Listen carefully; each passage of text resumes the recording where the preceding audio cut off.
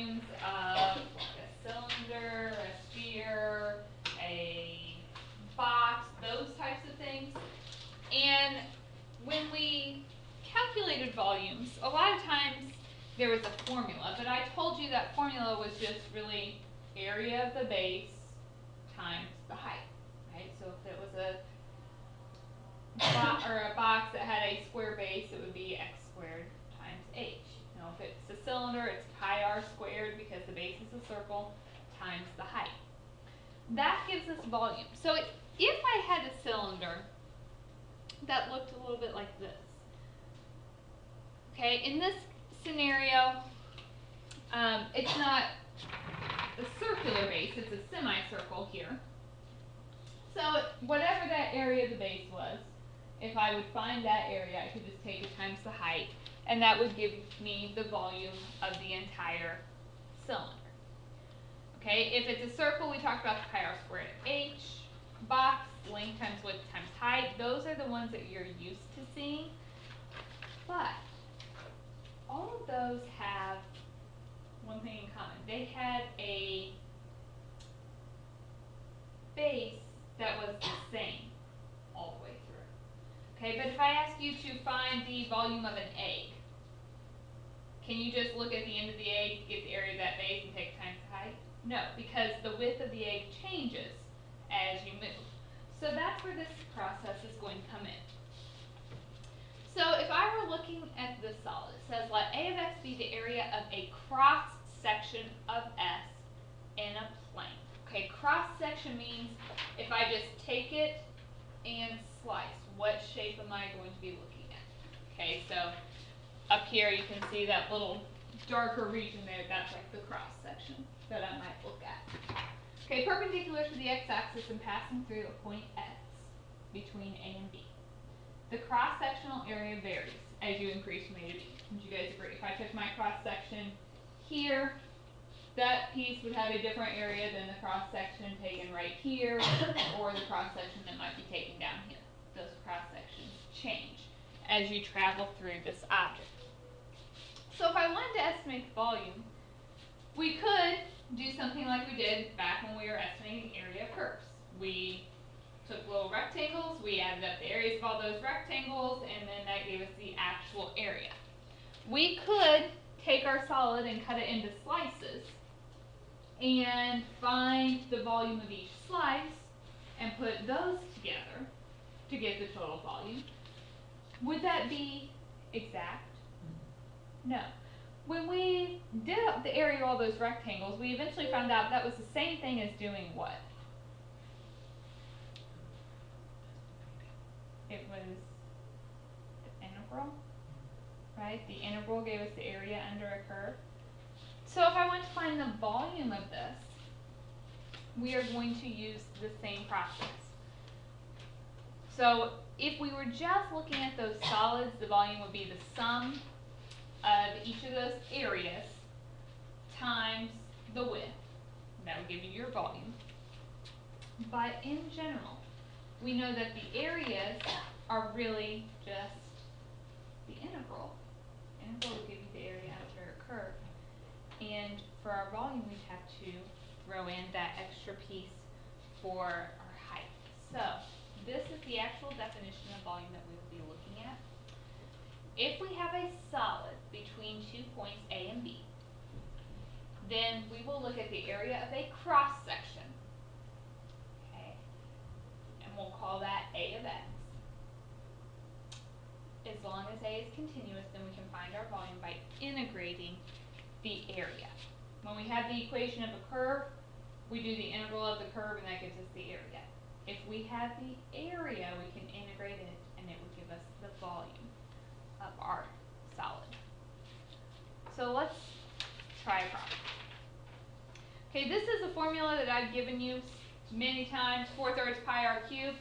Let's actually figure out where that formula comes from. Let's prove it, because you guys never believed me, right? You wanted to be able to calculate it for yourselves. So now I have to apologize because I am not an artist. So I'm very sorry. That may make this lesson slightly harder to teach because I can't draw. I'm going to draw a a circle and pretend it's a sphere, okay? You know, if I'm talking about a sphere, I'm actually talking about a ball. So it's not just one little circle like this. We know if I centered it here at 0, 0. What is the distance from here to here? R. So this point back here would be negative R. Do you guys agree? So to find my volume, I will integrate from negative R to positive R. And our formula for integral is integral from A to B of A of x dx.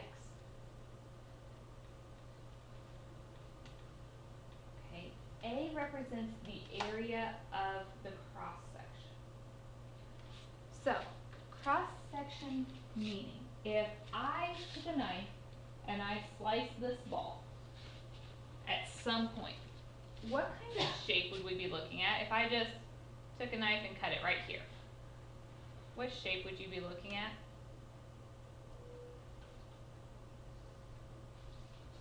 A circle, wouldn't it be? No, if you have, pretend this is a ball, okay? If I slice it, the shape I'm looking at is a circle. So when I'm finding the area of a cross section, we're really finding the area of a circle. Now we're not just going to get a number because that circle changes depending where on the sphere you take it. You know, if I took the slice back here, that would be smaller than if I took it right here or right here. That area is changing. So we need an equation for that area. How do you find area of a circle? Pi r squared, right?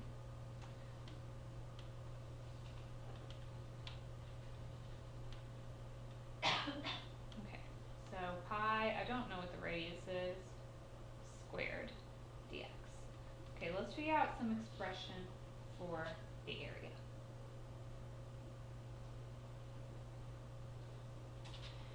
If I'm looking at this particular point, the distance from the center to a point on the circle would be r. You guys agree with that? This height would be y, if I'm just talking in terms of variables, and this distance would be x, if you're talking about the x and y axis. So we know in a triangle, a squared plus b squared equals c squared, so x squared plus y squared equals r squared. Let's solve for y. Because would you guys agree that this circle, the radius of that would be y? The distance from the x-axis up here. That is the actual radius of the circle. Do you guys see that? So that's what I have to solve for.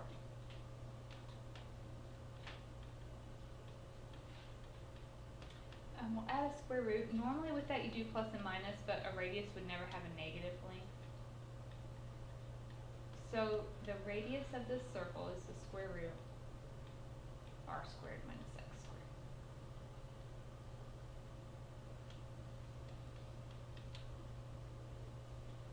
Okay, so if we clean this up, pi is just representing a number. You could even pull that out in front of your integral if you wanted.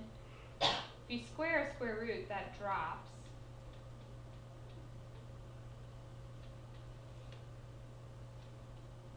Okay. Now we can do the antiderivative. In this, x is a variable, so r represents a constant. So what would be the antiderivative of r squared? That's the derivative. Going the other way. What's the antiderivative of 2?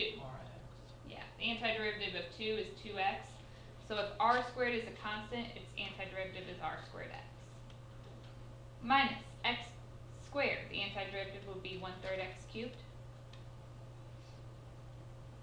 And we are evaluating from negative r to positive r.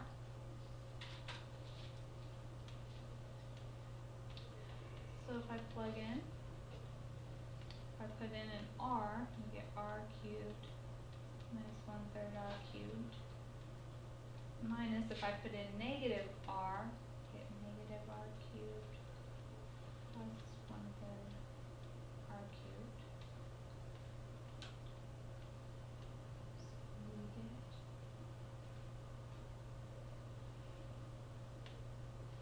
pi times 4/3 r cubed, which is 4/3 pi r cubed, that formula we've been using for volume of a circle this whole year.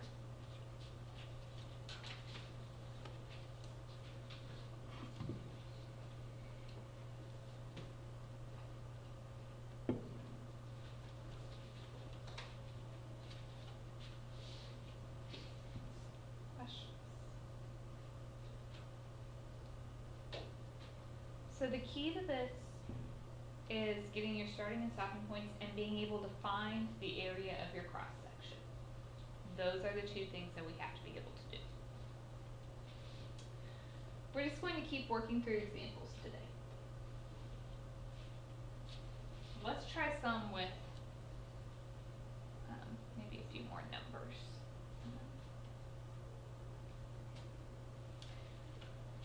So I want to find the volume of this solid. The cross section, we could see, this one's a little more obvious because you get to see this end here, is a semicircle. Okay, the radius is x squared, so that's giving us this curve right here is x squared. And we are going to go from 0 to 1. So the formula for volume, integral from a to b of a of x dx. Where's my a and what's my a and what's my b? 0 to 1. Okay. A of x is the area of the cross section. My cross section here is a semicircle. Area of a circle is what? Pi r squared. Okay. So, if it's a semicircle, that means it's half of a circle. So the area of this cross section would be half of the area of the circle. So 1/2 pi r squared. But if I'm looking up here, my variable has to be x. You want a cross section. If I were measuring like right here, the radius is the distance from here to here. What would that be? Do we have an expression for it?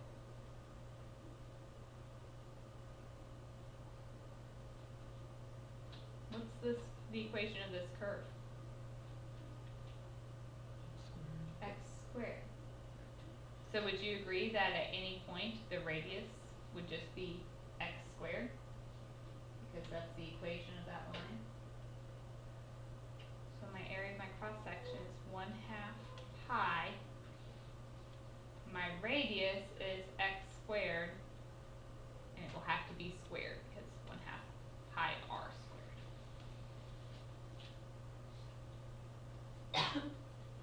Okay. Take a second to look at that and make sure we're okay. I don't think I understand the picture. Okay. So you have some shape, and this, I'm not an artist by any means. So like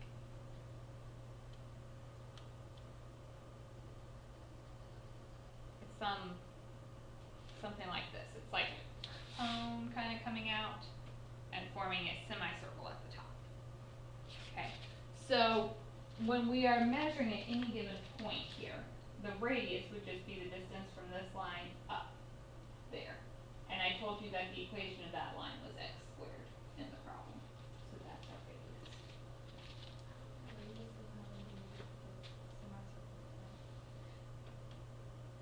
Because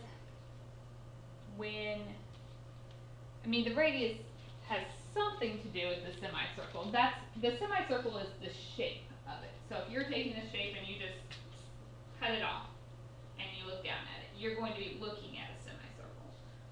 But to find the area of it, we're going to think of it as half of a circle. And so we'll treat the radius as if it were a whole circle.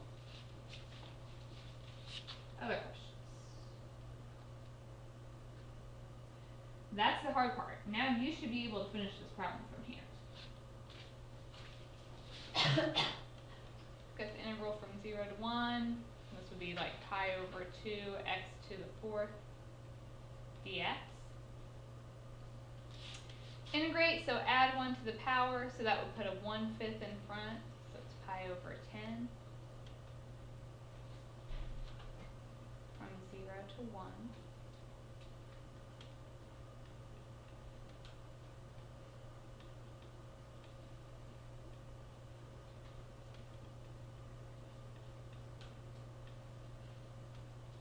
And we get the volume of this shape to be pi over 10.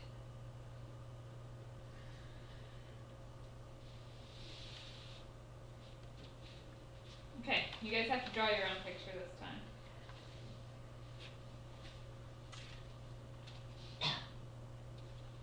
So we need the volume of a solid obtained by rotating y equals 1 minus x squared. Let's stop right there and draw this picture. What's 1 minus x squared? A parabola. Which direction is it going? Yeah.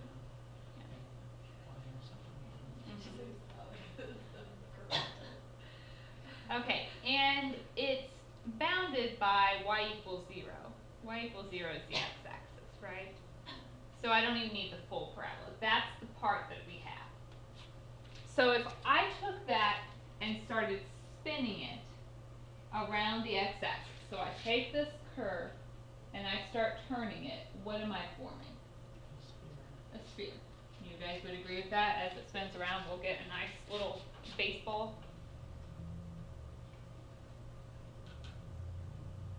Okay.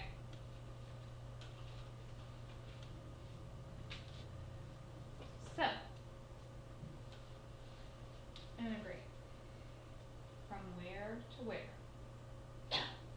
We're talking about x values, so this would start at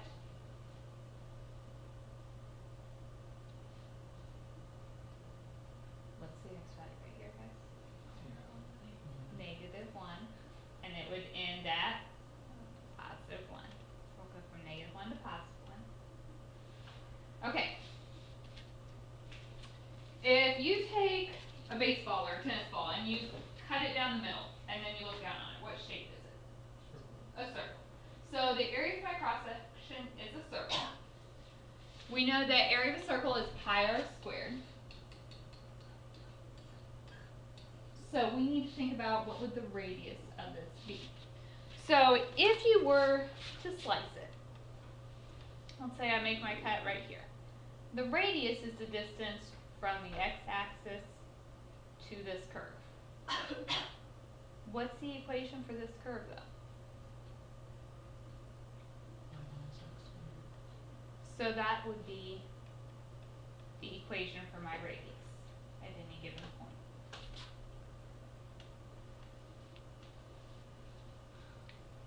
So, integrate from -1 to 1, pi times 1 minus x squared, squared, dx.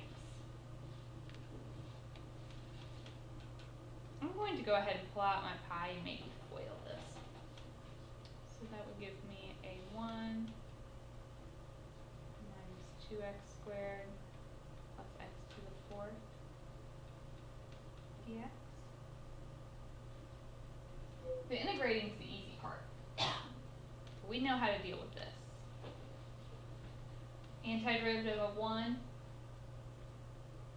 x minus x, 2x squared would go to 2/3 x cubed. X to the 4th would be 1/5 x to the 5th. We can't back from -1 to +1.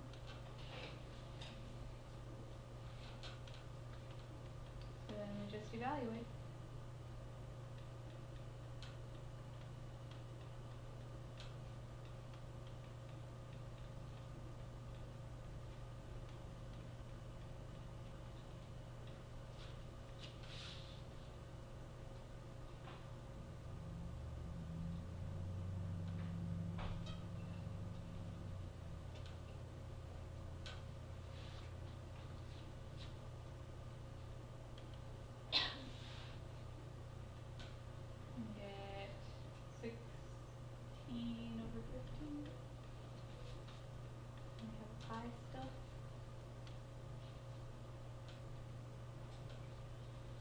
You guys are way too trusting. Nobody even attempts to calculate these.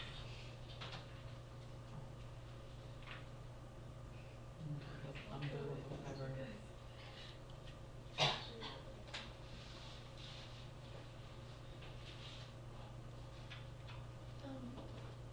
We need to tell Miss Slate that she can make an announcement for people to don't forget their food. We can, if anybody more artistic than myself would like to come up and draw these, that would probably help. Okay, find the volume of the solid.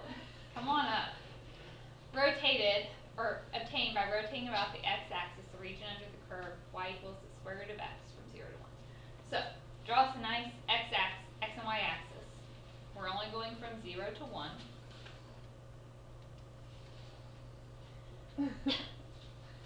So the square root function, let's just start there. The square root of 0 is 0, so let's plot 0, 0 as a point.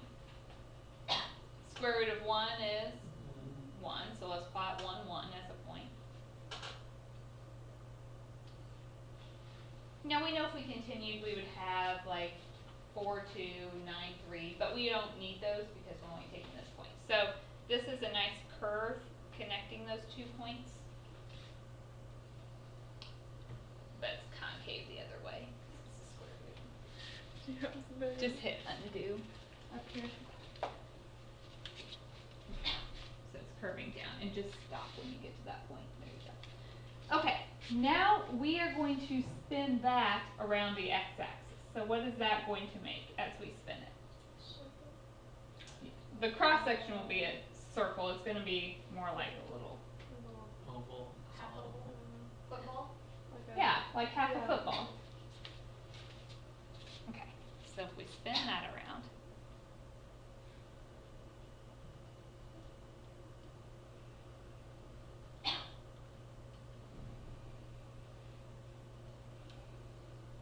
thank you, Rachel. Look at that. It was a little rough. Okay, so if you take a football and cut the end off, and then you just look down at it, what shape are you staring at? Circle. A circle. So the area of a cross section is the area of the circle. Okay, so we need to find an equation for the area of that circle. Area of the circle is pi r squared. The radius at any given point will be the distance from the x-axis to the curve, which is just going to be radical x. Okay, so we are integrating from where to where? 0 to 1 of pi times our radical x squared dx. So that would just be square root of x squared is just x.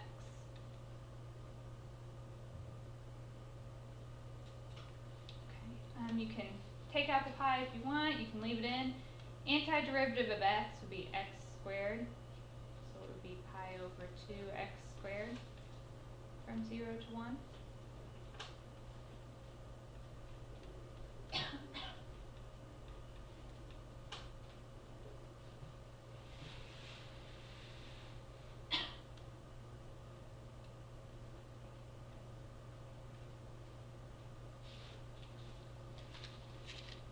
If we would have plugged in an x,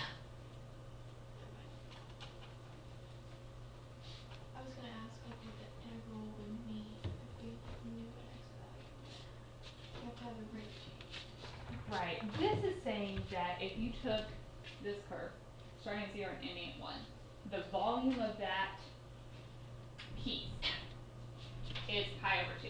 So if you took your football and you cut off the end and you filled it with water, it would hold pi over 2 cubic, whatever we were measuring in. That's the volume of it. Okay. Other questions?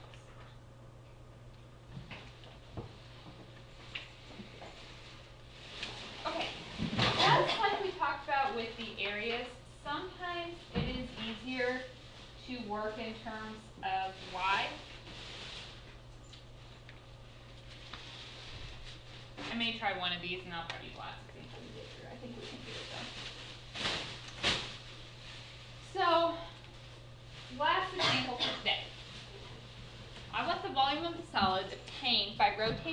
equation bounded by y equals x cubed, y equals 8, and x equals 0 about the y-axis. So a good picture is going to go a long way here. We've got x cubed. Okay, so x cubed we know looks something like this.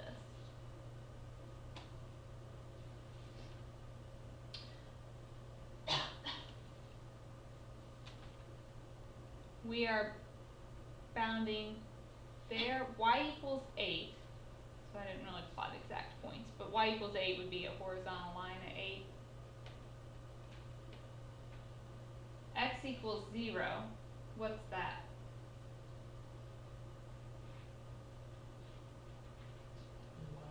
It's a y-axis. Okay, I'm taking this region.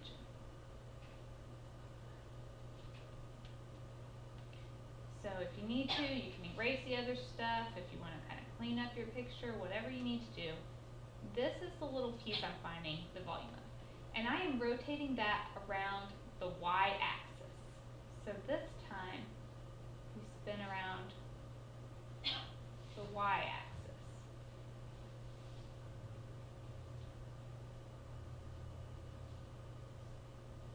And I'm getting something like this.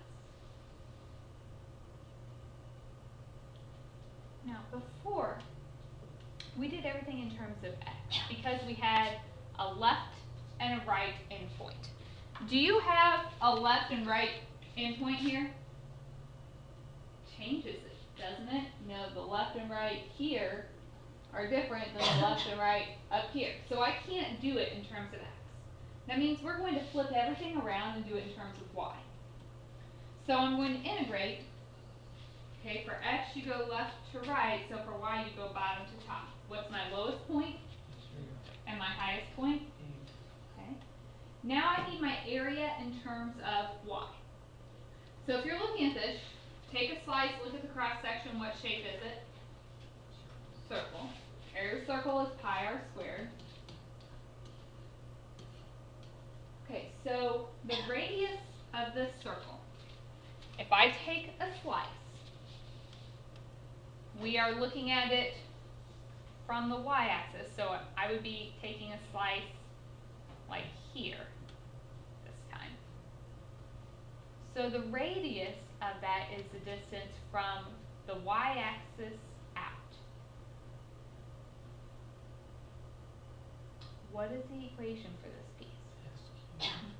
So my radius there is my x cubed. However, I need y's, don't I? So I need the cube root of y equals x. So my radius is the cube root of y. So we're doing an integral from 0 to 8 of pi times the cube root of y squared dy. You can take out the pi if you want. I'm going to write that as y to the 2/3 power.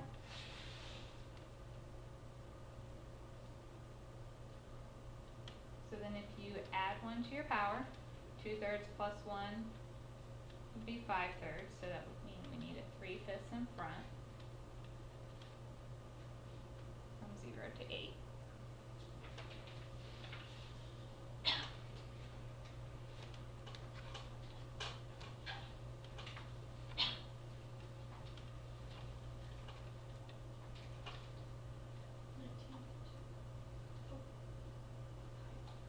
Yeah, I love my fraction.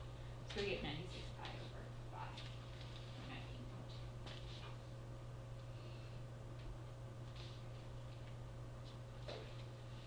We are going to spend a lot more time on this. So I'm going to give you a couple problems now, but we've got at least 4 more days on this topic. So we'll do a lot more practice with it. I would like for you to go ahead and try the first 2 problems and then